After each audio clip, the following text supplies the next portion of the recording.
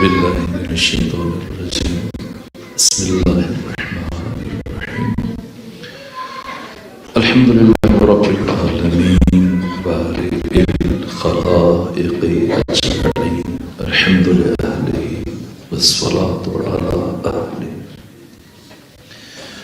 الصلاة والسلام على سيد الأنبياء والمرسلين العبد المؤيد الرسول المسدد المصطفى الأمجد الحبيب الأحمد النبي الأمي المكي المدني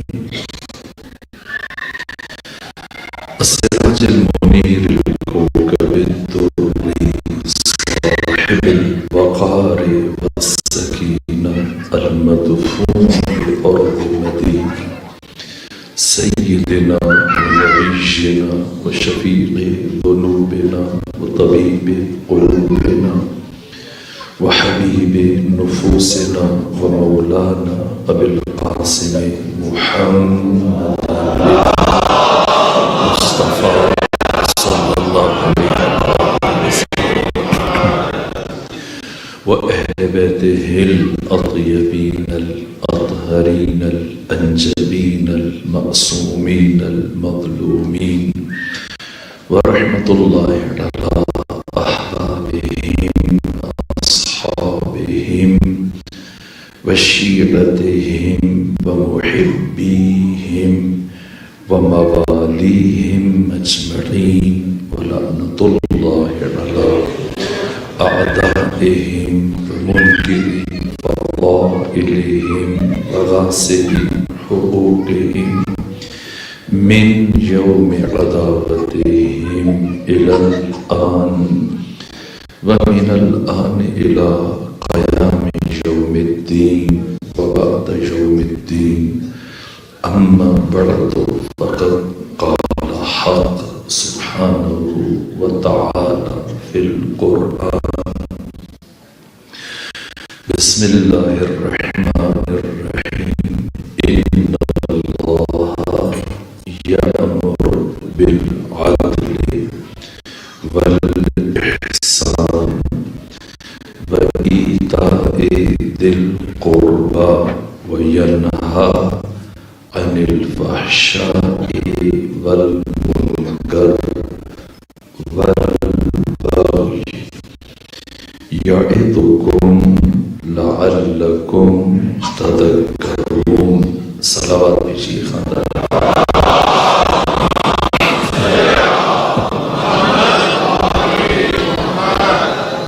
إن الله يأمركم بالعدل والإحسان وإيتاء ذي القربى اس حد تک معنی کرتے ہیں کہ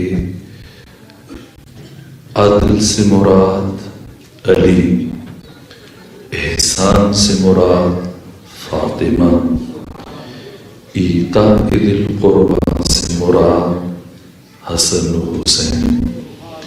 اگر مصداق کا تعین ہوا، اب معنی کرتے ہوں، پھر آگے بڑھتے ہیں۔ ان اللہ یأمر بالعدل، اللہ تمہیں علی کا حکم دیتا ہے، والاحسان فاطمہ کا حکم دیتا ہے، وإیتاء ذی القربى حسن اور حسین کا حکم دیتا ہے۔ جب ان تین لفظوں کے مصداق روشن ہو جائیں تو پھر دوسرے تین لفظ جو پہلے تین لفظوں کے مقابلے میں آئے، ادھر عدل فرمایا، پھر احسان کا لفظ، پھر ایتاء ذی القربى کا لفظ، ادھر تین لفظ ہیں جن کا خدا امر کر رہا ہے، ادھر تین ہیں جن سے خدا نہیں کر رہا ہے۔ ادھر عدل، احسان، ذی القربى، ادھر فحشا، منکر اور بغی۔ فحشا سے مراد کیا ہے اور اس کا مصداق کیا ہے؟ منکر سے مراد کیا ہے، اس کا مصداق کیا ہے؟ بغی کا مصداق کیا ہے، مراد کیا ہے؟ تفصیل بیان کی جائے تو بہت وقت چاہیے، اگر اختصار سے کام لیا جائے تو ایک جملہ کافی ہے۔ جو عدل، احسان ذی القربہ کے مقابلے میں آ جائے وہ فحشا بن جاتا ہے، منکر بن جاتا ہے، باغی بن جاتا ہے۔ اس کے حقیقی معانی کل کی گفتگو میں عرض کریں۔ پہلے مرحلے میں کوشش کرتے ہیں کہ عدل کا مفہوم، یہ عدل کیا ہے؟ عدل تمام تر نبیوں کی بعثت کا بنیادی فلسفہ ہے۔ سورہ مبارکہ الحدید میں خدا نے فرمایا لَقَدْ أَرْسَلْنَا رُسُلَنَا بِالْبَيِّنَاتِ، ہم نے رسول اتارے، بھیجے بینات کے ساتھ، واضح دلائل کے ساتھ۔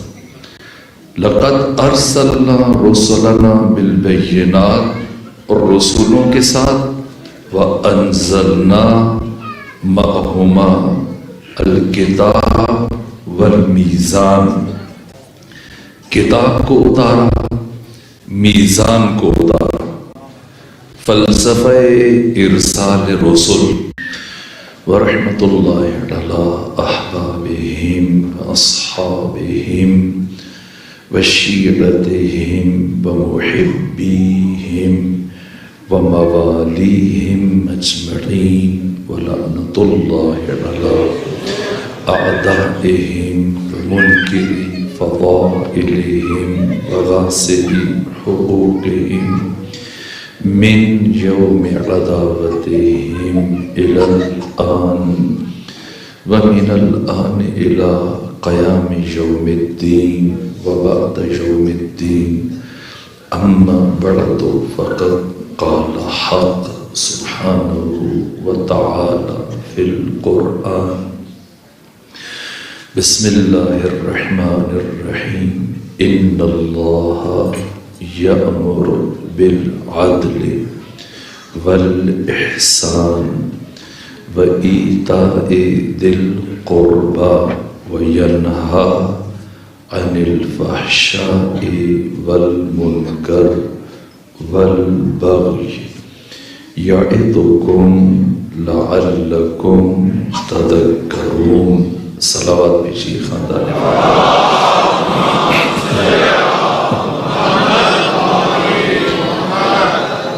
ان اللہ یأمرکم بالعدل والاحسان وایتاء ذی القربى۔ اس حد تک معنی کرتے ہیں کہ عدل سے مراد علی، احسان سے مراد فاطمہ، ایتاء ذی القربى سے مراد حسن و حسین۔ اگر مصداق کا تعین ہوا، اب معنی کرتے ہوں، پھر آگے بڑھتے ہیں۔ ان اللہ یأمر بالعدل، اللہ تمہیں علی کا حکم دیتا ہے، والاحسان فاطمہ کا حکم دیتا ہے، وایتاء ذی القربى حسن اور حسین کا حکم دیتا ہے۔ جب ان تین لفظوں کے مصداق روشن ہو جائیں تو پھر دوسرے تین لفظ جو پہلے تین لفظوں کے مقابلے میں آئے، ادھر عدل فرمایا، پھر احسان کا لفظ، پھر ایتاء دل قربا کا لفظ، ادھر 3 لفظ ہیں جن کا خدا امر کر رہا ہے، ادھر 3 ہیں جن سے خدا نہیں کر رہا ہے۔ ادھر عدل، احسان، دل قربا، ادھر فحشا، منکر اور بغی۔ فحشا سے مراد کیا ہے اور اس کا مصداق کیا ہے؟ منکر سے مراد کیا ہے، اس کا مصداق کیا ہے؟ بغی کا مصداق کیا ہے، مراد کیا ہے؟ تفصیل بیان کی جائے تو بہت وقت چاہیے، اگر اختصار سے کام لیا جائے تو ایک جملہ کافی ہے۔ جو عدل، احسان، ذل قربا کے مقابلے میں آ جائے وہ فحشا بن جاتا ہے، منکر بن جاتا ہے، باغی بن جاتا ہے۔ اس کے حقیقی معانی کل کی گفتگو میں عرض کریں۔ پہلے مرحلے میں کوشش کرتے ہیں کہ عدل کا مفہوم، یہ عدل کیا ہے؟ عدل تمام تر نبیوں کی بعثت کا بنیادی فلسفہ ہے۔ سورہ مبارکہ الحدید میں خدا نے فرمایا لَقَدْ أَرْسَلْنَا رُسُلَنَا بِالْبَيِّنَاتِ، ہم نے رسول اتارے، بھیجے بینات کے ساتھ، واضح دلائل کے ساتھ۔ لَقَدْ أَرْسَلْنَا رُسُلَنَا بِالْبَيِّنَاتِ، اور رسولوں کے ساتھ، وَأَنزَلْنَا مَعَهُمَا الکتاب والمیزان، کتاب کو اتارا، میزان کو اتارا۔ فلسفہ ارسال رسل، فلسفہ انزال کتب، فلسفہ ارسال میزان، سب کا ہدف اور مقصد کیا؟ لِيَقُومَ النَّاسُ بِالْقِسْطِ، تاکہ لوگ نظام عدل کو نافذ کرنے میں کامیاب ہو جائیں۔ ارسال رسول کا فلسفہ اقامہ عدل ہے، انزال کتب کی حکمت اقامہ عدل ہے۔ نظام عدل کا قیام یہ انبیاء اور رسول کے اہداف، ان کی بعثت کا بنیادی ترین ہدف ہے۔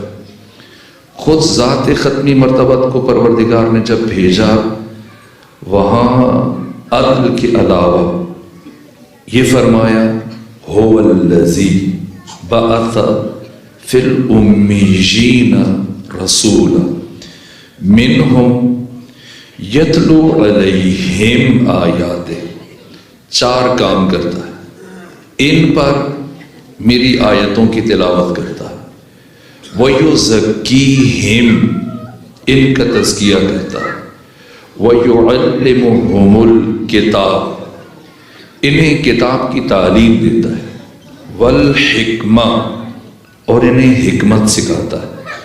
ان 4 باتوں کا خلاصہ کیا جائے تو نتیجہ اقامہ عدل۔ یہ جو ہم کہتے ہیں کہ آقا جب ظہور فرمائیں گے تو اس کائنات کو عدل و داد سے اس طرح سے پر کر دیں گے جس طرح وہ ظلم و جور سے پر ہے۔ لیکن قرآن، احادیث، علماء، محدثین کے بیانات کا اسارہ یہ کہ امام زمانہ کا ظہور اقامہ عدل کے لیے نہیں، یہ ثانوی بات ہے، ذیلی بات ہے، ضمنی بات ہے، فرعی بات ہے۔ اللہ جو امام زمانہ کو ظاہر فرمائے گا، آپ کا ظہور ہوگا، اس لیے جو کام قرآن کا ہے، جو کام نبی کا ہے، وہ کام امام زمانہ کا ہے. یہ معصومین کی احادیث کا نچوڑ عرض کر رہا ہوں. امام زمانہ آ کر مردہ سماج کو زندہ کریں گے. وہ انسان جو انفرادی طور پر، اجتماعی طور پر، معاشرتی سطح پر، سماجی سطح پر مر چکا ہے، اس مردہ سماج میں روح پھونکیں گے، انسان کو زندہ کریں گے. جب یہ انسان زندہ ہو جائے گا تو ایک زندہ انسان کا سب سے پہلا نعرہ اقامہ عدل ہے. نظام عدل کا احیاء، نظام عدل کا نفاذ. اگر سورہ الحدید کی آیت میں آپ نے غور فرمایا ہو تو اس میں خدا یہ نہیں فرما رہا کہ انبیاء عدالت کو نافذ کریں گے، انبیاء عدل قائم کریں گے. آیت پھر سنیں، لَقَدْ أَرْسَلْنَا رُسُلَنَا بِالْبَيِّنَاتِ وَأَنزَلْنَا مَعَهُمُ الْكِتَابَ وَالْمِيزَانَ لِيَقُومَ النَّاسُ بِالْقِسْطِ، تاکہ لوگ نظام عدل کو برپا کریں. نبی کا کام، قرآن کا کام، امام کا کام انسان کو زندہ کرنا ہے. جب یہ انسان زندہ ہو جاتا ہے حقیقی معنی میں، اب زندگی کسے کہتے ہیں اور زندگی سے مراد کیا ہے؟ زمین کے سینے پر رینگنا، سانس لینا، خوراک کھانا، گفتگو کرنا، یہ زندگی نہیں ہے. زندگی تحرک کا نام ہے، ایسی حرکت جو معرفت کے سائے میں پروان چڑھے. یہ معرفت خدا دیتا ہے نبی کے ذریعے، قرآن کے ذریعے، امام کے ذریعے سے. فلسفہ ارسال رسول اقامہ عدل ہے. تمام تر نبیوں کی بعثت کا اساسی ترین مقصد جو قرآن نے بیان کیا یہ عدل ہے. پیغمبر اگر تعلیم کتاب، تعلیم حکمت، تزکیہ نفوس اور تلاوت آیات کریں گے، اس کا ماحصل یہی ہے کہ انسان کو زندگی دیں گے. وہ عرب معاشرہ جو مر چکا تھا، مردہ معاشرہ، اس میں جب زندگی کی روح پھونکی، پھر اس معاشرے کی خود آواز اٹھی. امام زمانہ بھی یہی کام کریں گے. پس عدالت کی اہمیت کیا ہے؟ عدل اصول دین میں سے ہے. اہل تسنن میں، اہل تشیع میں جو اساسی فرق ہیں، ان میں سے ایک فرق کہ امامیہ کے ہاں عدل اصول دین میں سے ہے، اہل تسنن کے ہاں عدل اصول دین میں سے نہیں. البتہ سنی اب اور معنی میں استعمال ہوتا ہے. لفظ سنی جو صدر اسلام میں یا اس کے بعد کئی 100 سال تک استعمال ہوا، اور معنی میں استعمال ہوتا تھا. آپ لغت کی کتابیں اٹھا لیں، علم کلام، اہل تسنن، اہل تشیع، سب علماء یہ بیان کرتے ہیں، کسی کو اختلاف نہیں. یہاں تک کہ ابن تیمیہ متوفہ 728 ہجری، اور کوئی بھی عالم لے لیجیے، سب نے یہی بیان کیا. سنی جو اصول دین میں عدل کو شامل نہ رکھے، اور اس کے مقابلے میں جو عدالت کو مانتا ہے یہ دوسرا گروہ، جو عدالت کو اصول دین میں شامل نہ کرے یہ سنی کہلاتا تھا. اب فقہی اعتبار سے اہل تسنن کے 4 گروہ ہیں: حنفی، شافعی، مالکی، حنبلی. یا امام حنبل کے پیروکار ہیں، یا امام شافعی کے، یا امام ابو حنیفہ کے، یا امام مالک کے. فقہ میں، احکام میں، وضو میں، نماز روزہ میں یہ 4 امام ہیں. لیکن جو عقیدہ ہے اور علم کلام میں اہل تسنن کے 2 گروہ ہیں. ایک اشاعرہ، ایک معتزلہ اشاعرہ اصول دین میں عدل کو شامل نہیں رکھتے، لیکن تمام معتزلہ وہ اصول دین میں عدل کے قائل ہیں، جیسے امامیہ، جیسے اہل تشیع۔ کوئی ایک معتزلی عالم اس نے کبھی بھی اصول دین میں سے عدل کی نفی نہیں کی، کوئی نام اٹھائے۔ ابن ابی الحدید معتزلی متوفہ 656 ہجری، جار اللہ زمخشری متوفہ 538 ہجری۔ ایک صلوات بھیجیے خاندان فاطمہ۔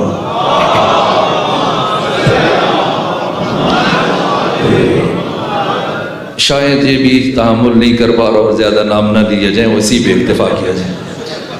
تو یہ سب کے سب امامیہ کے ساتھ اس چیز میں شریک، یہ بھی عدل کو اصول دین مانتے۔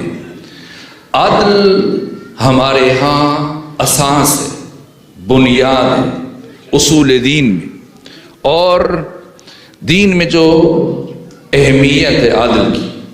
قرآن نے اسلامی حکومت کے 2 فرائض بیان کیے، ایک اقامہ عدل، دوسرے نماز۔ بار بار آپ دیکھیں، ہر تھوڑا سا سفر طے کریں قرآن میں، پھر یہ بات آ جائے گی۔ یہ حکومت اسلامی کے بنیادی 2 رکن ہیں، ایک یہ عدل ہے، اور پھر انبیاء اور رسل کی بعثت کا فلسفہ، ختمی مرتبت کی زحمتوں کا نچوڑ، اس کے بعد نسب ائمہ کا سلسلہ، سب کا خلاصہ، نظام عدل کا احیاء، نظام عدل کا نفاذ۔ عدل ضرورت بشر ہے، کفر اور اسلام سے مابرا، کفر اور اسلام کو ایک طرف رکھتے ہوئے عدل انسان کی بنیادی ضرورت ہے۔ کون سی عدالت؟ جو ارسال رسول کا فلسفہ ہے، جو انزال کتب کی حکمت ہے، وہ عدل انفرادی عدل نہیں، اگرچہ انفرادی عدل کی اہمیت ہے، لیکن محل بحث عدالت انفرادی نہیں۔ عدالت کے لیے 2 جملے عرض کرنا اس لیے ناگزیر ہے تاکہ احسان کی حکمت سمجھ میں آ جائے، اس لیے یہ پیش خیمہ ہے۔ میں آگے بڑھنا چاہ رہا تھا اور کل زیادہ گفتگو احسان سے متعلق ہی ہوئی، وہاں سے آگے بڑھ سکتے تھے، لیکن یہ تمہید بھی استوار ہو جائے تو بہتر انداز میں ہم چند نتائج حاصل کر سکتے ہیں۔ عدالت کیوں؟ عدل سے مراد امیر المومنین، اور ایسا نہیں ہے، یہ شرف اور مقام جو اہل بیت کے لیے بیان ہوئے، یہ خدا نے یہ الفاظ ان سے متعلق کہے تو یہ ان کی عظمت کا راز ہے نہ۔ جو ہمارا عقیدہ ہے وہ حسن و قبح عقلی، حسن و قبح ذاتی۔ ہمارا عقیدہ اہل تسنن کا عقیدہ، یہ دوسرا فرق عرض کر رہا ہوں جو بنیادی اختلاف ہے۔ ہم حسن و قبح عقلی کے قائل ہیں، حسن و قبح ذاتی کے قائل ہیں، لیکن برادران اہل تسنن کیا اس کے برعکس، جسے خدا اچھا کہہ دے وہ اچھا ہوتا ہے، جسے خدا برا کہہ دے وہ برا ہوتا ہے۔ ہمارا عقیدہ کیا ہے؟ جو اچھا ہوتا ہے خدا اسے اچھا کہتا ہے، جو برا ہوتا ہے خدا اسے برا کہتا ہے۔ اچھائی اس کی ذات کا حصہ ہوتی ہے تب خدا اسے اچھا کہہ دیتا ہے، برائی اس کی ذات کا حصہ ہوتی ہے تب خدا اسے برا کہتا ہے۔ خیر ہی و شر ہی من اللہ تعالی، یہ اسلام کا عقیدہ نہیں، یہ بنو امیہ کا عقیدہ، جو انہوں نے اپنے جرائم پر پردہ ڈالنے کے لیے کہ خدا بے نیاز ہے جو کہہ دے۔ مجھے ایک شعر بھی یاد آ رہا ہے، ایک صلوات بھیجیے شاید اچھے سے یاد آ جائے۔ وہ باغ دشت ہے جو خدا اگر یزید کو بھی جنت میں بھیج دے، وہ بے نیاز ہے، کیا فرق پڑتا ہے؟ بلکہ کسی نے یہاں تک جسارت کی کہ اللہ چونکہ علی کل شیء قدیر ہے، نعوذ باللہ وہ لفظ ادا نہیں کر سکتا، جرأت نہیں، تو کہ فلاں ہستی کو جہنم میں ڈال دے اور چاہے تو یزید کو جنت میں بھیج دے، نہ، وہ باغ دشت ہے، باغ نہیں، دشت ہے جہاں کانٹے ہوں، صحرا ہے، وہ ریت ہے، اسے باغ نہیں کہنا چاہیے، وہ باغ دشت ہے جس میں علی کے پھول نہیں، اور جہاں یزید ہو ایسا چمن قبول نہیں، اور خدا کبھی کر نہیں سکتا یزید کی بخشش، کیوں نہیں کر سکتا؟ وہ علی کل شیء قدیر نہیں ہے، وہ بے نیاز نہیں ہے، وہ صمد نہیں ہے، جو چاہے کر دے، کون اس سے پوچھ سکتا ہے؟ خدا کبھی کر نہیں سکتا یزید کی بخشش، وہ بے نیاز ہے لیکن وہ بے اصول نہیں۔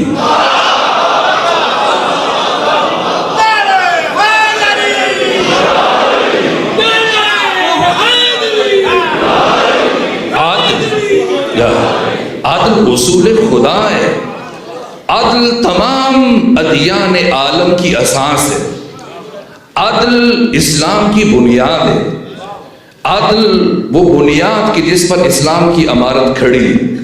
نبی اقامہ عدل کے لیے آئے، ختمی مرتبت کو حق تعالی نے اقامہ عدل کے لیے بھیجا۔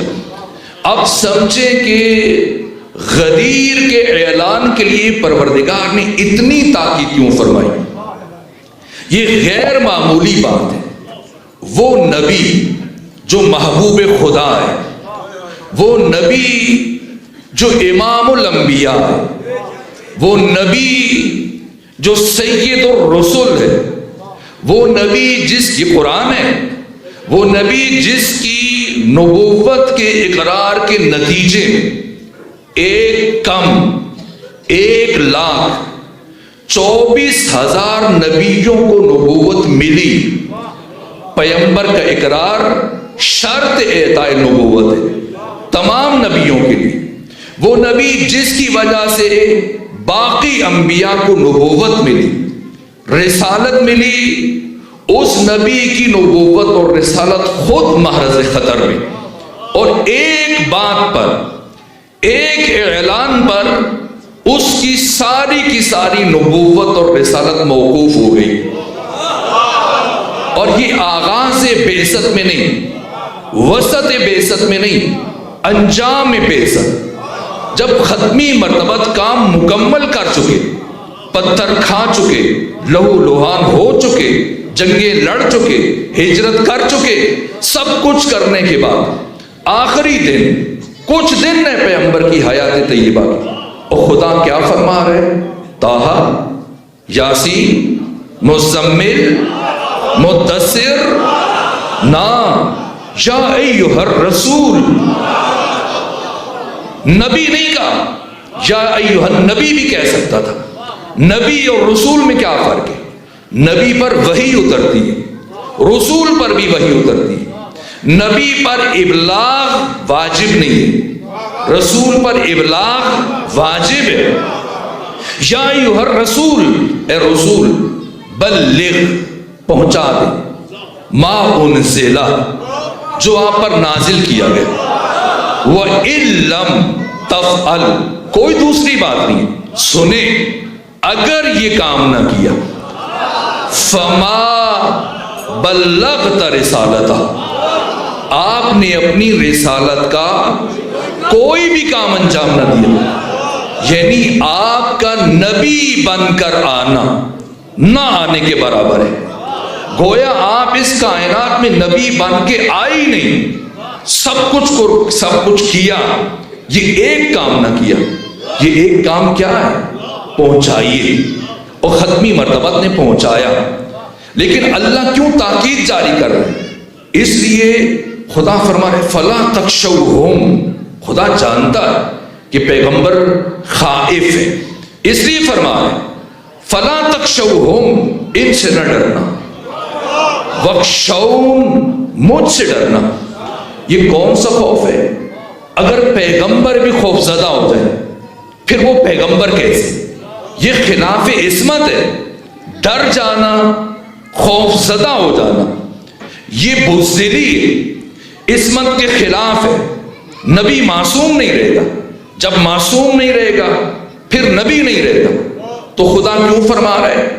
اور ساتھ میں ضمانت جاری کر رہے، نہ ڈرے نہ گھبرائیں، اعلان کرے واللہ یعصمک من الناس، اللہ آپ کو لوگوں کے شر سے بچائے گا۔ کیوں ضمانت جاری کر رہے ہیں؟ کیوں ختمی مرتبہ خائف ہیں؟ یہ کون سا خوف ہے؟ قرآن نے موسیٰ کلیم سے متعلق بھی فرمایا کہ موسیٰ خوف زدہ تھے۔ اگر موسیٰ خوف زدہ تھے تو پھر موسیٰ نبی نہیں۔ یہ کون سا خوف ہے؟ اگر کوئی قرآن پر رک جائے اور قرآن تک رک جائے اور قرآن کو کافی سمجھے تو موسیٰ کی نبوت سے ہاتھ اٹھا دے، اس لیے کہ قرآن تو فرما رہے کہ موسیٰ ڈر گئے، تو جو ڈر گئے وہ معصوم نہیں، جو معصوم نہیں وہ نبی نہیں، تو موسیٰ کی نبوت کا انکار کر دیجیے۔ تو 1,24,000 نبیوں میں سے کسی ایک کی نبوت کا بھی انکار کرنا اسلام سے ہاتھ اٹھانے کی مترادف ہے، اس لیے قرآن کافی نہیں ہے۔ علی نے بتایا موسیٰ کیوں ڈرے تھے، کون سا خوف تھا؟ کیا ان رسیوں سے ڈر گئے تھے جو جادوگروں نے پھینکی تھی؟ نہ، نہج البلاغہ میں علی فرماتے لم یوجس موسیٰ علیہ السلام خیفتن علی نفسہ، موسیٰ اپنی جان کے خوف سے نہیں ڈر رہے تھے۔ پھر کیوں ڈر رہے تھے؟ ان غلبت جہال ودول الزلال، اس لیے ڈر رہے تھے کہ جاہلوں کا غلبہ آ جائے گا اور گمراہوں کی حکومت قائم ہو جائے گی۔ یہ جان کا خوف نہیں ہے، یہ احساساتی خوف نہیں ہے، یہ عقلانی خوف ہے۔ عقلانی خوف یہ نبوت کی شان ہے، یہ نبوت کی پہچان ہے، اس لیے کہ نبی بشر کے لیے ہادی بنا کے بھیجا ہے خدا نے۔ وہ انسانوں کے گمراہ ہونے سے ڈر رہا، ان کے خوف سے ڈرنا یہ عقلانی خوف ہے، یہ عصمت سے ہم آہنگی رکھتا ہے، یہ عصمت کے خلاف نہیں۔ ختمی مرتبہ کا خوف بھی عقلانی خوف تھا، اس لیے کہ پیغمبر دیکھ رہے تھے کہ اس اعلان کو تحمل نہیں کریں گے، اور جو پیغمبر دیکھ رہے تھے، مشاہدہ کر رہے تھے، ساتھ ساتھ چارہ جوئی کر رہے تھے۔ کیوں اسامہ بن زید کا لشکر مرتب کیا؟ 17 سال کا جوان ہے اور ہزاروں افراد کو اسامہ بن زید کی سرپرستی میں روانہ کر دیا، اور کیا فرمایا؟ لعن اللہ من تخلف عن جیش الاسامہ، خدا کی لعنت اس پر جو لشکر اسامہ سے تخلف کرے۔ پریشانی کیا؟ اسامہ 17 سال کا جوان ہے اور سب سے کم عمر ہے، پورے کاروان میں، پورے لشکر میں، ساری سپاہ میں سب سے کم سن اسامہ ہے، باقی سفید ریش ہے، کوئی 70 سال، کوئی 65 سال، کوئی 63 سال، کوئی اس سے بھی بڑا۔ ان سب پر اسامہ کو امیر قرار دینے کا مطلب کیا ہے؟ مطلب یہ ہے کہ یہ سب اسامہ سے کم صلاحیت رکھتے ہیں، اور ان سب کو بھیجا ختمی مرتبہ نے۔ کیوں؟ خطرے کو برطرف کرنے کے لیے۔ پیغمبر دیکھ رہے تھے، چارہ جوئی کر رہے تھے، یہاں تک کہ اب پڑھیں، تمام تاریخیں اٹھائی، پیغمبر نے سلمان کو واپس بھیجا، ابو ذر کو واپس بھیج دیا، مقداد کو کہا آپ لوگوں کو میری اجازت نہیں ہے جانے کی، انہیں کیوں بھیج رہے؟ ابو ذر کو کیوں روک رہے؟ سلمان کو کیوں روک رہے؟ مقداد کو کیوں روک رہے؟ اس لیے کہ جو اس نئی حکومت جو قائم ہونی ہے بعد از ختمی مرتبہ، اس کے لیے ممد و معاون ہو سکتے ہیں، انہیں روک رہے ہیں، جو خطرہ بن سکتے ہیں انہیں روانہ کر رہے ہیں۔ یہ الگ بات کہ 15 دن مقام جرف جو مدینہ سے 3 میل کے فاصلے پر تھا، یہ کاروان پڑاؤ ڈالے رہا۔ پیغمبر بار بار تحریریں بھیج رہے ہیں، تاکید کر رہے ہیں جلدی روانہ ہو جاؤ، لیکن کوئی آگے نہیں بڑھ رہا۔ یہ سب پیغمبر کی تدبیریں۔ اگر اگلے 2 دنوں میں کچھ وقت بچا، اس متعلق بھی عرض کیا جائے گا۔ یہ پیغمبر کی تدبیر ہے۔ اور باقی تدبیر، قلم و دوات کیوں مانگ رہے ہیں، کس لیے مانگ رہے ہیں؟ باقی جتنے بھی کام کیے پیغمبر نے اشارتاً عرض کر دیے جائیں گے۔ کس لیے؟ پیغمبر خائف تھے ان رویوں کی نسبت۔ یہ خوف عقلانی تھا کہ اتنا جو اہتمام کیا میں، یہ ہدر چلا جائے گا۔ خدا کے حکم سے تاریخ انسانی کا سب سے بڑا اجتماع، جس سے متعلق 5ویں امام فرماتے ہیں کہ پوری کائنات میں غدیر سے پہلے اور غدیر کے بعد کوئی بھی اعلان مثل غدیر نہ ہوا نہ قیامت تک ہو سکے گا۔ پیغمبر نے کسی ایک فرد کو نہ چھوڑا، پوری اسلامی دنیا سے جہاں کوئی چھوٹی سی بستی ہے یا قریہ ہے، سیرفت کو دیکھیں، منصرف کو دیکھیں، قدیت، ارق الزبی، مر الزہران، اسایا، ابوا، تمام بستیوں میں گئے، تمام دیہاتوں میں گئے، تمام آبادیوں میں گئے، ایک ایک گوشے سے، ایک ایک کونے سے 1.5 لاکھ سے زیادہ کا اجتماع جمع کیا، اکٹھا کیا، اور کس اہتمام سے منتخب کیا۔ غدیر کی تفصیلات بیان کرنا ہرگز مقصد نہیں، اشارہ دے رہا ہوں۔ یہ ختمی مرتبت کی تدبیر، حکم خدا سے پیغمبر خائف ہے۔ حتیٰ ختمی مرتبت روز غدیر بھی آپ نے تاخیر کی کہ دیکھ رہے تھے، چہروں کی کیفیت دیکھ رہے تھے، لوگوں کی گفتگویں ختمی مرتبت تک پہنچ رہی تھی۔ پیغمبر غدیر کے بعد کے حالات کو بھی دیکھ رہے تھے، لیکن انہی آیات غدیر میں اللہ نے ایک اور نوید سنائی پیغمبر کو۔ ایک نوید انا اعطیناک الکوثر، وہ غدیر جو اللہ نے آیات غدیر میں سنائی، غدیر میں سنائی، کیا فرمایا؟ نہ ڈرے نہ گھبرائے، واللہ یعصمک من الناس، اللہ آپ کو لوگوں کے شر سے بچائے گا، لوگوں کے شر سے بچائے گا۔ اللہ آپ کو لوگوں کے شر سے بچائے گا۔ کیسے بچایا؟ آیت کے اس حصے کا مصداق کیا ہے، کیا مفہوم ہے؟ اب قرآن اٹھائیں جو عرض کرنے جا رہا ہوں، پھر اس آیت کو اٹھائیں، پھر پڑھیں، دوبارہ پڑھیں، پھر تیسری مرتبہ پڑھیں۔ خدا وعدہ کر رہا ہے کہ آپ اعلان کریں نبیوں کی محنتوں کی بقا کا، اپنی زحمتوں کی بقا کا اعلان کریں اور نہ ڈریں۔ میں وعدہ کرتا ہوں میں آپ کو لوگوں کے شر سے بچاؤں گا۔ کیسے بچایا؟ کس طرح سے بچایا؟ خدا خود کسی خاص مقام پر نہیں کہ خدا خود بچائے۔ اللہ کی مشیت کا ظہور کسی فرد کے نتیجے میں ہوتا ہے، اللہ کے ارادے کا ظہور کسی فرد کے توسط سے ہوتا ہے۔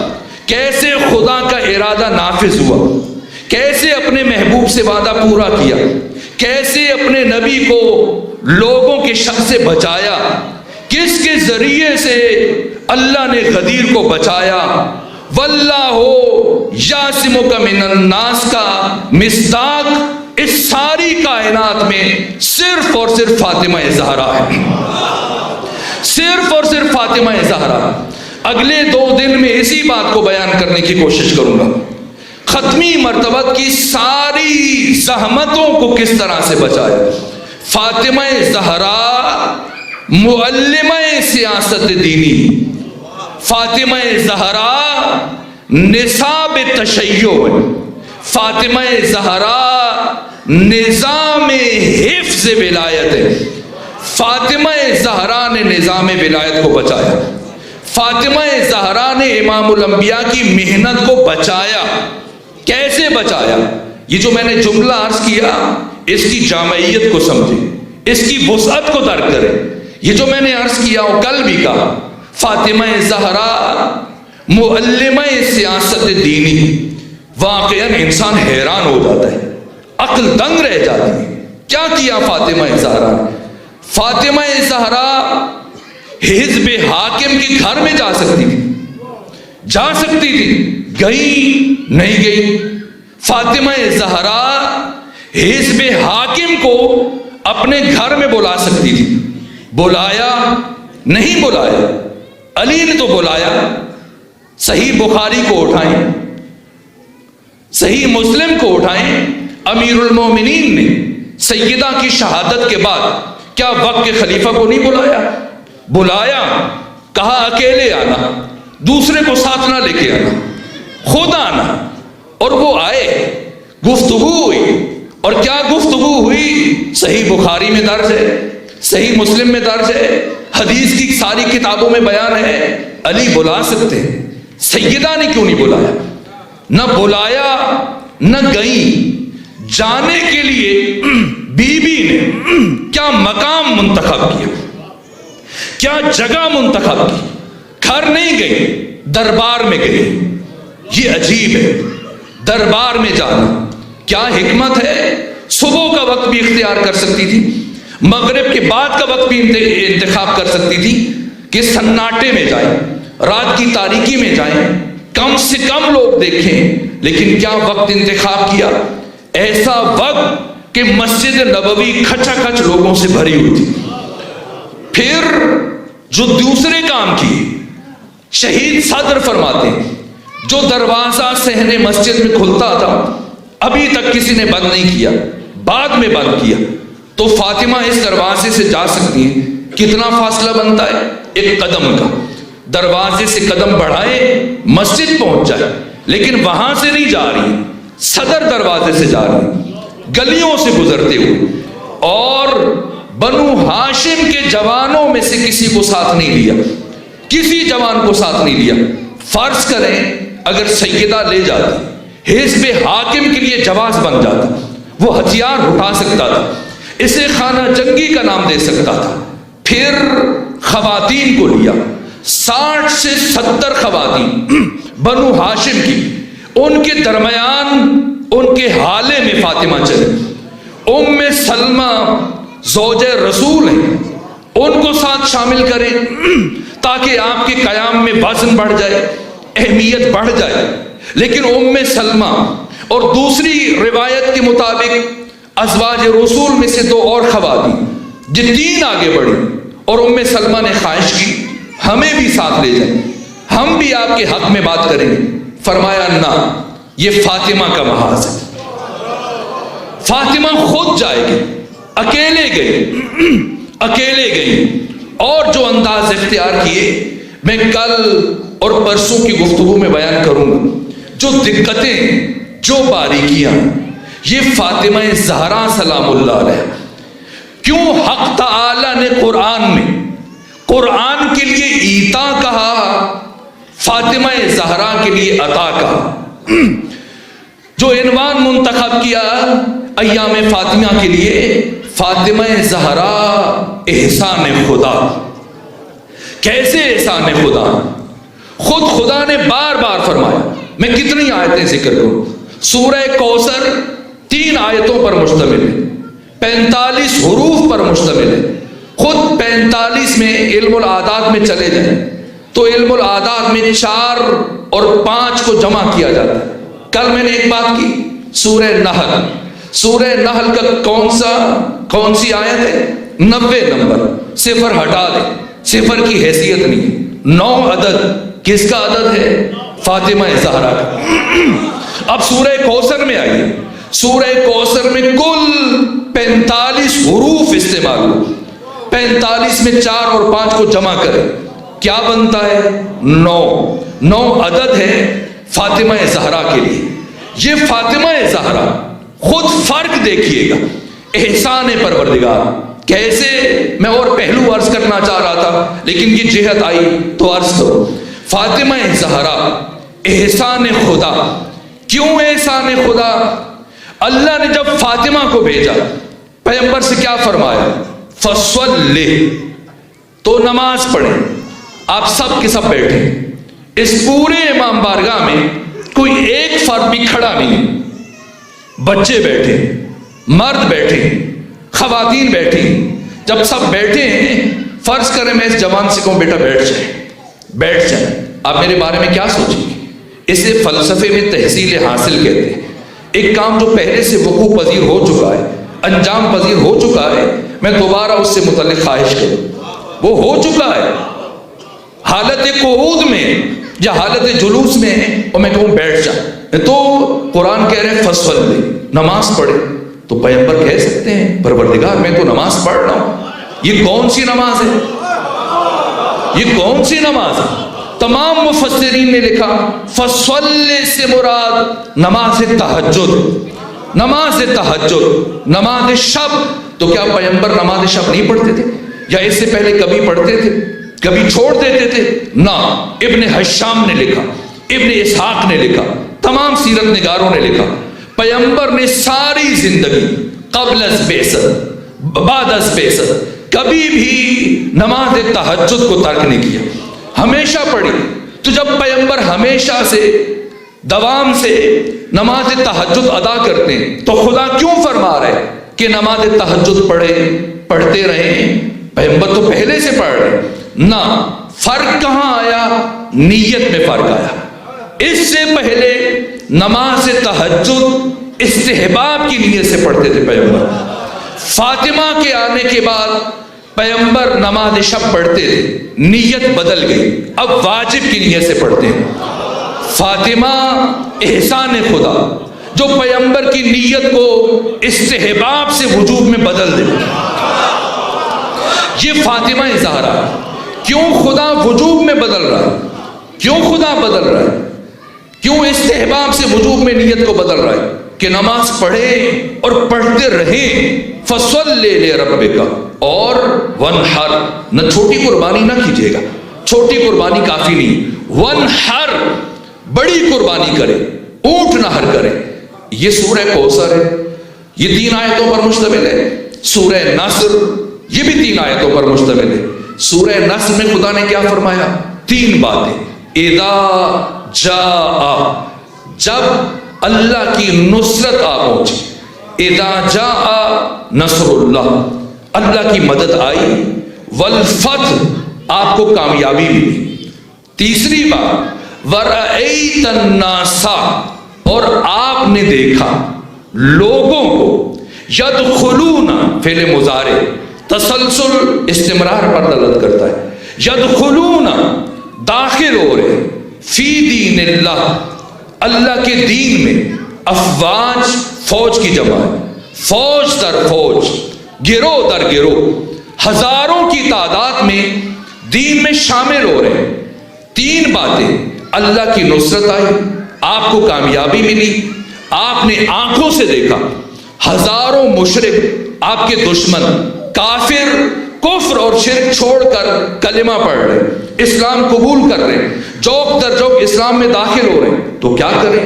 اتنی بڑی کامیابی کہ ہزاروں لوگ اپنا آبائی دین چھوڑ کر اسلام قبول کر لیں، کفر چھوڑ دیں، شرک چھوڑ دیں، تو کیا کریں؟ فسبح بحمد ربک، سبحان اللہ کے، سبحان اللہ کے، سبحان اللہ کے۔ اتنی بڑی کامیابی کہ ہزاروں لاکھوں لوگ کفر چھوڑ کر اسلام قبول کر رہے، یہ چھوٹی کامیابی ہے۔ نصرت خدا ملی، کامیابی ملی، فوج در فوج لوگ دین میں داخل ہوئے، سبحان اللہ کے۔ تسبیح پڑھ دیں کافی ہے، لیکن جب فاطمہ آئی تسبیح کافی نہیں، نماز پڑھیں، نماز پڑھیں، اور نماز پڑھتے رہیے اور اونٹ نہر کریں۔ کیوں؟ اس لیے کہ اللہ کی نگاہ میں ہزاروں لاکھوں لوگوں کا کلمہ پڑھ کر اسلام قبول کر لینا یہ بڑی بات ہے، لیکن اتنی بڑی بات نہیں جتنی بڑی بات فاطمہ زہرا کا خدا کے قرب کو چھوڑ کر اس عالم ناسود میں انسانوں کے درمیان آ جانا۔ اس لیے کہ فاطمہ احسان خدا ہے۔ کیوں؟ اس لیے کہ لاکھوں لوگوں کا کلمہ پڑھ لینا یہ کامیابی ہے، یہ بڑی بات ہے، لیکن ان لاکھوں لوگوں کا قیامت تک کے لیے اسلام پر باقی رہنا یہ اصل کامیابی ہے، اور یہ صرف فاطمہ زہرا کی وجہ سے۔ اگر اللہ فاطمہ زہرا کو نہ بھیجتا تو اسلام رحلت رسول کے ساتھ ختم ہو جاتا، اسلام ختم ہو جاتا۔ اس کے بعد اگر اسلام باقی، نبوت باقی، توحید باقی ہے، رسالت باقی ہے، امامت باقی ہے، صرف فاطمہ زہرا کی وجہ سے، صرف اور صرف فاطمہ زہرا کی وجہ سے، اور کوئی دوسرا ذریعہ نہیں تھا۔ معذرت کہ میں اس سمت آیا، کچھ اور مطالب عرض کرنا چاہ رہا تھا، صرف فاطمہ زہرا کی وجہ سے منحصر۔ مجلس کی قبولیت واسطے، بالیے مجلس کی صحت و سلامتی واسطے جناب سیدہ فاطمہ الزہرا سلام اللہ علیہا بلند سے بلند تر صلوات۔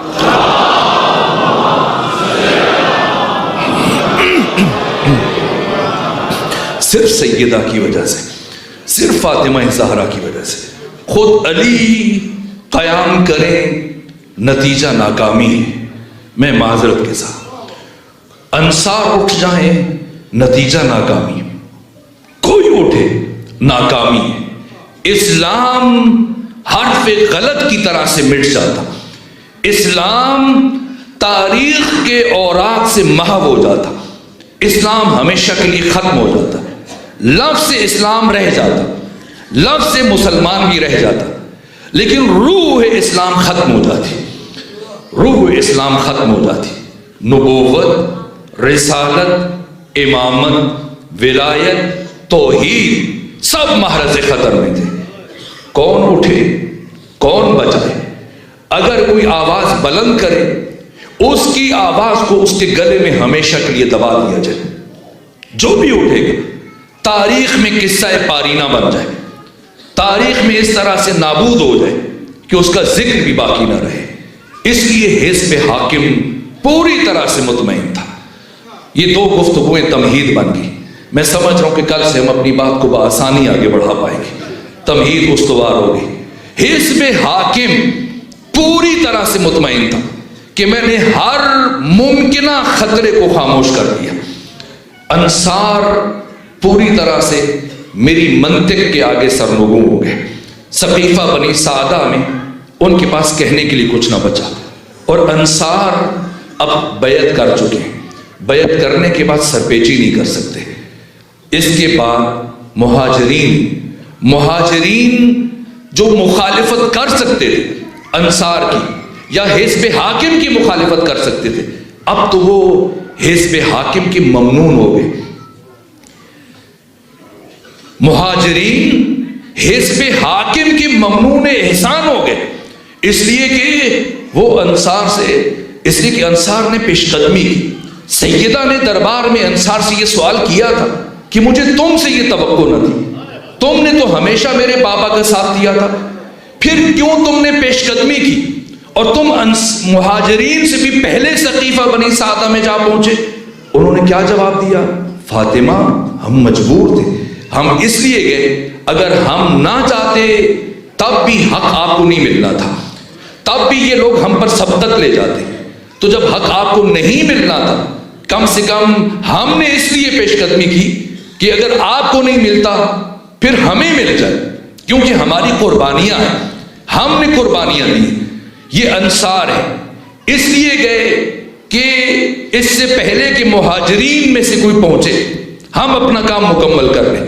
تو مہاجرین شاید حزب حاکم کے خلاف اٹھتے، لیکن مہاجرین اب ممنون احسان ہیں اور انہیں اپنا محسن خیال کر رہے کہ انہوں نے انصار کی نسبت ہمارے حقوق کا دفاع کیا، اس لیے خوشی خوشی وہ بھی شامل ہو گئے، مہاجرین بھی شامل ہونا شروع ہوئے۔ اور ظاہر عوامی اعتبار سے عبد الفتاح عبد المقصود نے اپنی کتاب میں لکھا کہ سقیفے کے اندر 350 افراد نے جب بیعت کر لی، اب جب باہر آ گئے، اب خود ذرا سا لاہور کی گلیوں کا جائزہ لے لیجئے، موجودہ حالات کے تناظر میں دیکھ لیجئے، اگر لاہور میں اس طرح کوئی کام ہو، مثلا 300-400 افراد گلی میں آ رہے، 2-4 افراد آگے ہوں، ایک کا ہاتھ آگے ہو، باقی دائیں بائیں ہو، کچھ کے ہاتھ میں تلواریں ہوں، باقی پیچھے چل رہے ہوں، اور جو بھی راستے میں آ رہا ہے اس سے کہا جائے کہ سب نے بیعت کر دی، تم بھی بیعت کرو۔ اب اس کا ہاتھ پکڑ پکڑ کے رکھا جا رہا ہے اور اس سے یہ کہا جا رہا ہے کہ تم نے بغیر جبر و اکراہ کے بیعت کی، زور و زبردستی کے بغیر بیعت کی، لہٰذا بیعت شکنی کے معاملے میں محتاط رہنا۔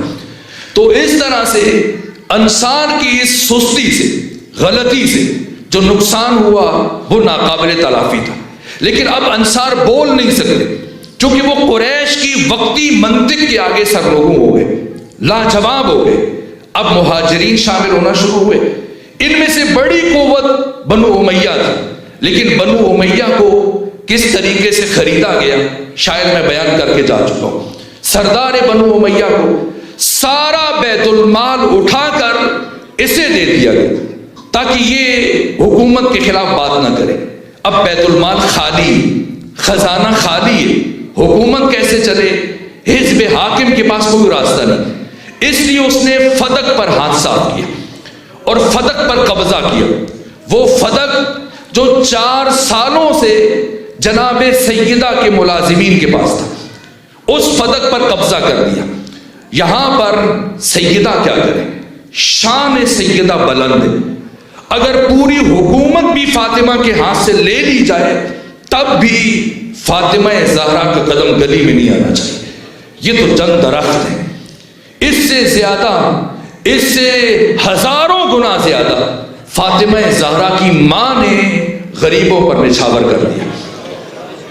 اتنا مال دیا جس کی طرف میں نے اشارہ کیا، صاحب تفسیر کبیر فخر الدین رازی نے جو کہا۔ پھر امیر المومنین اس سے زیادہ باغات اپنی زندگی میں زمینیں آباد کر کے غریبوں میں تقسیم کر چکے۔ کتنے باغ علی نے اپنے ہاتھوں سے لگائے، پھر فقراء میں تقسیم کر دیے۔ فاطمہ زہرا ان چند درختوں کے لیے آواز اٹھائیں، یہ ممکن نہیں۔ پھر کیوں آئی فاطمہ زہرا؟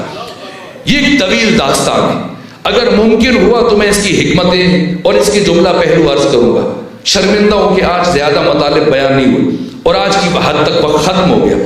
یہ سیدہ زہرا، انہوں نے فدق کو ذریعہ قرار دیا، ذریعہ قرار دیا۔ پہلی بات عرض کی، اب دوسری بات عرض کرو۔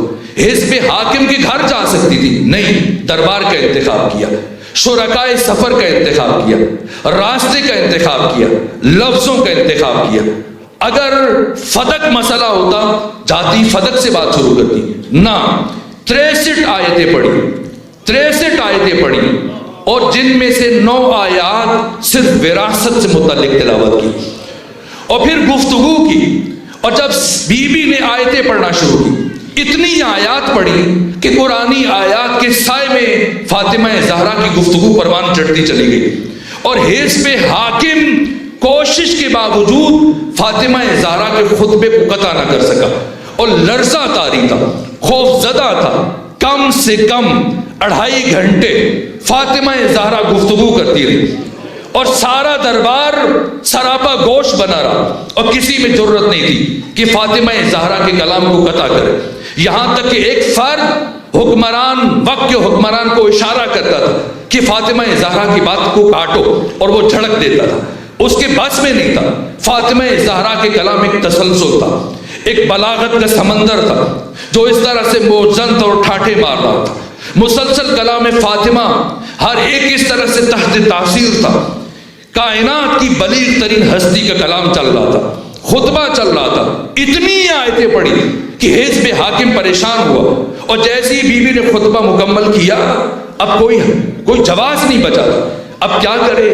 کچھ دیر سوچا، سوچنے کے بعد اب حزب حاکم کی ذمہ داری تھی کہ 9 آیتیں سیدہ نے وراثت سے متعلق پڑھی، ایک آیت وہ بھی لے کے آ جائے نہ۔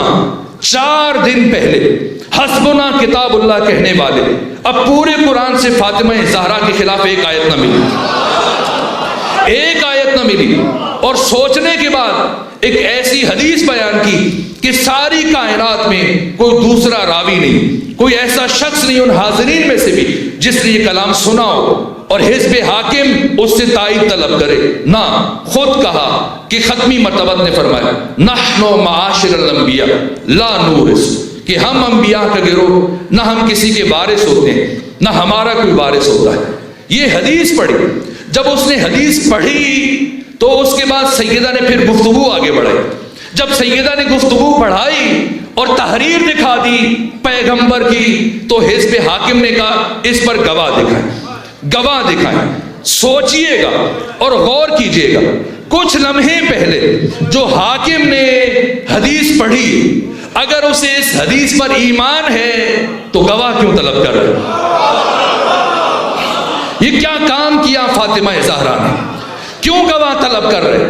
اس کا گواہ طلب کرنا خود دلیل ہے کہ اس کی نگاہ میں بھی حدیث جھوٹی ہے. حدیث جھوٹی ہے. اب سیدہ نے گواہ پیش کیے تو ام ایمن کی گواہی کو رد کر دیا گیا. پہلے مرحلے میں علی کی گواہی کو رد کیا گیا, پھر حسن کی گواہی کو رد کیا گیا, پھر حسین کی گواہی کو رد کیا گیا. اگر میں قرآنی آیات کے تناظر میں عرض کروں کہ علی کی گواہی کو رد کرنے والا کون ہے, حسن کی گواہی کو رد کرنے والا کون ہے, حسین کی گواہی کو رد کرنے والا کون ہے, جن سے متعلق خدا انما یرید اللہ لیذھب عنکم الرجس اہل البیت یہ سند جاری فرما رہے ہیں. علی کی گواہی کا انکار کرنے والا, جنت کے جوانوں کے سردار کی گواہی کو رد کرنے والا, علماء اہل تسنن کے وہ نام گنواؤں کہ جنہوں نے یہ بات کی کہ اگر کوئی حسن کی گواہی رد کر دے, حسین کی گواہی رد کر دے, وہ اسلام کے دائرے سے نکل جائے گا. یہ مشکل مرحلہ ہے. اس کے بعد ام ایمن کی گواہی پیش کی, ام ایمن کی گواہی کو رد کیا گیا. اس کے بعد جناب سیدہ, وہ مرحلہ تھا جہاں پر سلمان کی گواہی پیش کر سکتی تھی, ابو ذر کی گواہی پیش کر سکتی تھی. یہ شہید باقر الصدر نے فرمایا کہ سیدہ زہرا اب تیسرے مرحلے میں نصاب شہادت کو مکمل کر سکتی تھی, اور اس کے بعد فدق فاطمہ زہرا کے پاس آ جاتا. لیکن فاطمہ فدق لینے کے لیے نہیں گئی تھی, فاطمہ زہرا فدق کے لیے نہیں گئی تھی. اب اگر فاطمہ زہرا یہ دو گواہیاں پیش کریں اور یہ دو گواہ چلے جائیں, اب حزب حاکم کے پاس راستہ نہیں بچتا. یہ شہید صدر نے گفتگو کی کہ فاطمہ زہرا نصاب شہادت مکمل کر سکتی تھی, پھر کیوں مکمل نہ کیا؟ اگر فاطمہ فدق لے لیتی تو اس طرح سے چہروں سے نقاب نہ الٹ سکتا. فاطمہ کا مقصد حزب حاکم کے چہرے سے نقاب کو الٹنا تھا. فاطمہ زہرا کا مقصد قیامت تک آنے والی نسلوں کے لیے ہدایت کا چراغ روشن کرنا تھا, اس طرح سے کہ جس کی روشنی میں ہمیشہ کے لیے وہ حق اور باطل کا تعین کر سکے. اس لیے فاطمہ کامیاب جا رہی. جب آئی تھی سب مسکرا رہے تھے, جب چلی سب رو رہے تھے. یہ فاطمہ زہرا کی کامیابی کی سند ہے. اب فاطمہ چلی اور گھر کی طرف 2.5 گھنٹے خطبہ دیا, تھک چکی ہیں, گھر چلی جائیں, کچھ دیر آرام کریں. لیکن نہ, فاطمہ زہرا یہ وہ مرحلہ ہے جب آپ نے اپنے جہاد کو آگے بڑھانا ہے. اس لیے ایک ایک دروازے پر دستک دے دیں, ایک ایک دروازے پر دستک دے دیں. لیکن آج فاطمہ زہرا کے لیے کوئی دروازہ نہیں کھل رہا, کوئی دروازہ نہیں کھل رہا. سنیں گے پورے مدینے میں سے, سارے مدینے میں سے صرف ایک دروازہ کھلا. کون سا دروازہ؟ معاذ بن جبل کا دروازہ. جب دروازہ کھولا تو فاطمہ زہرا نے فرمایا, اے معاذ, کچھ دن پہلے غدیر میں جو اعلان سنا تھا اور مسجد نبوی میں سب کے سامنے ایک بار گواہی دے دو. لیکن معاذ نے کیا جواب دیا؟ کہا نبی ذاتی مجھ اکیلے معاذ کی گواہی آپ کے کس کام کی جب سارا مدینہ خاموش ہے. فرمایا معاذ تم دوسروں کی فکر چھوڑو, تم نے سنا ہے تم گواہی دے دو. کہا نبی ذاتی مجھے معاف رکھیں, مجھے معاف رکھیں. یہ سنا. فرمایا اے معاذ یاد رکھنا, جب تک زندہ رہوں گی کبھی زندگی میں تم سے کلام نہیں کروں گی, کبھی زندگی میں تجھ سے گفتگو نہیں کروں گی. یہ کہتے ہوئے فاطمہ زہرا چلی. معاذ بن جبل کا بیٹا گھر میں داخل ہو رہا تھا. کچھ گفتگو کا آخری حصہ اس نے سنا. اپنے بابا سے پوچھا, معاذ بن جبل سے پوچھا, بابا بتائیں نبی زادی کیوں آئی تھی؟ کہا نصرت طلب کر رہی تھی. کہا آپ نے کیا جواب دیا؟ کہ میں نے کہا مجھ اکیلے کی گواہی آپ کے کس کام کی؟ کہا پھر نبی ذاتی نے کیا جواب دیا؟ کہا فاطمہ نے کہا کہ جب تک زندہ ہوں کبھی تم سے کلام نہیں کروں گی. یہ سنا معاذ بن جبل کا بیٹا الٹے پاؤں واپس مڑا چل پڑا. باپ نے پوچھا کہاں جا رہے ہو؟ کہا کہ جس گھر سے اللہ کے نبی کی بیٹی ناراض گئی میں اس گھر میں کبھی قدم نہیں رکھ سکتا. کہا کیوں؟ کہا میں نے پیغمبر کی زبان سے سنا ہے، پیغمبر نے یہ فرمایا تھا ان اللہ یغضب لغضب فاطمہ ویرضی لرضاها، کہ اللہ کا غضب فاطمہ کے غضب میں، اللہ کی رضا فاطمہ کی رضا میں. جس سے فاطمہ راضی اس سے خدا راضی، جس سے فاطمہ ناراض اس سے خدا ناراض. جس گھر سے نبی زادی ناراض ہو کے گئی میں اس گھر میں کبھی قدم نہیں رکھوں گا، چونکہ آج سے اس گھر پر کبھی اللہ کی رحمت کا نزول نہیں ہوگا. اب فاطمہ زہرا چلی، گھر پہنچی. جب گھر پہنچی تو زیادہ وقت نہیں گزرا تھا، یہاں تک کہ کچھ افراد فاطمہ زہرا کے گھر کی طرف چل پڑے. کیوں؟ پریشان ہیں، انہیں کچھ سمجھ نہیں دے رہا. وہ یہ سوچ رہے ہیں کہ اگر یہ معظمہ کچھ دن اور زندہ رہ گئی اور اس طرح سے لوگوں کے دروازوں پر دستک دیتی رہی، انہیں جھنجھوڑتی رہی، انہیں احساس دلاتی رہی، مبادا اہل مدینہ اٹھ کھڑے ہو، مبادا اہل مدینہ قیام کریں، ہم سے حکومت چھین لیں. سو طے کیا کہ جتنا جلد ممکن ہو سکے اس شمع ہدایت کو بجھایا جائے، اس چراغ ہدایت کو گل کر دیا جائے. چنانچہ 50 افراد ہاتھوں میں لکڑیاں اٹھائے، ڈنڈے اٹھائے، تلواریں اٹھائے، جلانے کا سامان اٹھائے، سب کے سب سیدہ زہرا کے گھر کی طرف چل پڑے. اور آگے بڑھ کر ایک شخص نے قرفت سے کہا دق الباب کرو، دستک دو. دستک ہوئی، علی اٹھے، دروازے کی طرف بڑھے، ارادہ کیا دروازہ کھولے، لیکن احسان پروردگار فاطمہ زہرا آگے بڑھی اور آ کر عدل کے سامنے ہاتھ جوڑ دیے، علی کے سامنے دست ادب جوڑ دیے اور کہا علی اب فاتح خیبر ہے، علی اب فاتح خندق ہے، علی آپ نے اپنی زندگی میں بڑی بڑی جنگیں لڑی، لیکن اے علی جب تک میرے بابا محمد مصطفیٰ زندہ رہے کبھی انہوں نے خود تلوار نہیں اٹھائی، ہمیشہ آپ نے میرے بابا کا دفاع کیا. کیوں؟ اس لیے کہ اس وقت روئے زمین پر حجت خدا میرے بابا تھے اور آج روئے زمین پر حجت خدا آپ ہیں. اس لیے آپ خود اپنا دفاع نہیں کریں گے، آج نبی زادی آپ کا دفاع کرے گی. علی نے فرمایا جیسے نبی زادی مناسب سمجھتی ہیں. اب فاطمہ زہرا دروازے کی طرف بڑھی، اپنا تعارف پیش کیا، لیکن جو دروازے کی دوسری سمت کھڑے تھے ان میں سے ایک آواز بلند ہوئی کہ ہم کچھ نہیں سنیں گے، جلدی سے علی کو باہر بھیجیں ورنہ ہم اس دروازے کو آگ لگائیں گے. حیرت سے پوچھا اس دروازے کو آگ لگاؤ گے؟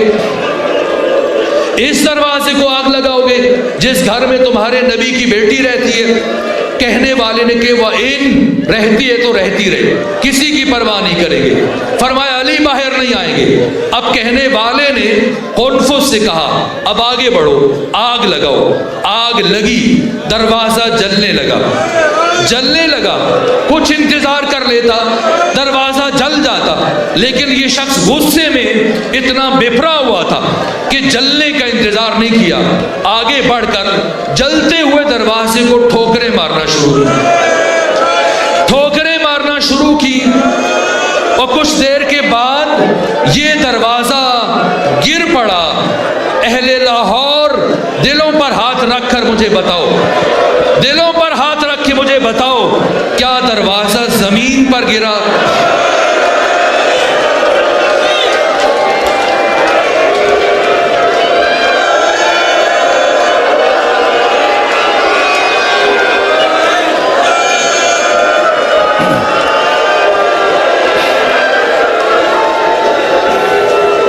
اے کاش زمین پر گرا ہوتا، اے کاش زمین پر گرا ہوتا. لیکن آپ کے زمانے کا امام فرما رہا ہے میں اس لمحے کو قیامت تک نہیں بھولوں گا جب میری دادی فاطمہ زہرا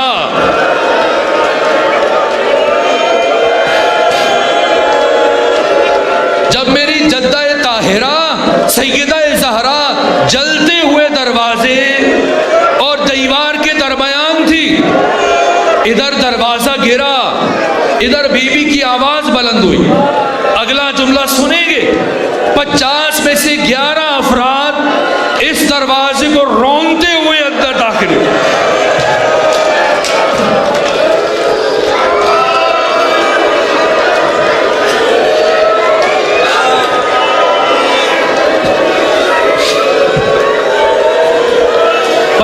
میں سے 11 افراد در فاطمہ کو رونگتے ہوئے اندر داخل ہوئے اور فاطمہ کی آواز بلند ہوئی، کسی اور کو نہیں بلایا. فرمایا فضا جلدی کرو، الیہ الیہ یا فضا، میری پسلیاں ٹوٹ گئی ہیں،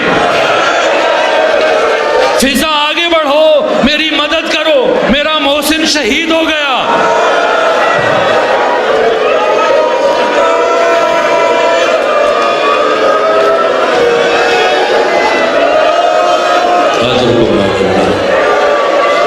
آجرکم علی اللہ، آجرکم علی الزہراء، آجرکم علی الفاطمہ، آجرکم ربکم.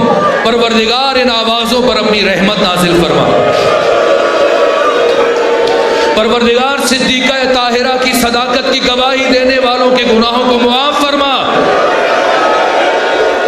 11 میں سے ایک شخص جس کے ہاتھ میں شمشیر تھی، دوسرے ہاتھ میں رسی تھی، یہ آگے بڑھا، آگے بڑھا، علی کے قریب پہنچا، ارادہ کیا علی کے گلوئے اتھر میں رسی ڈالے، لیکن فاطمہ زہرا ٹوٹی ہوئی پسلیوں کے ساتھ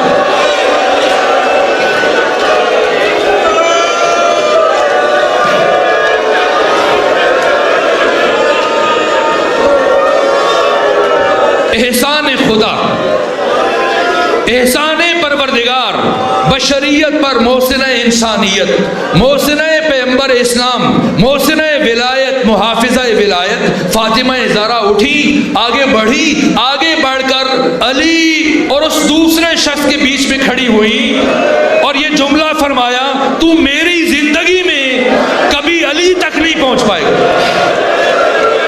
میری زندگی میں تو علی تک نہیں پہنچ پائے گا.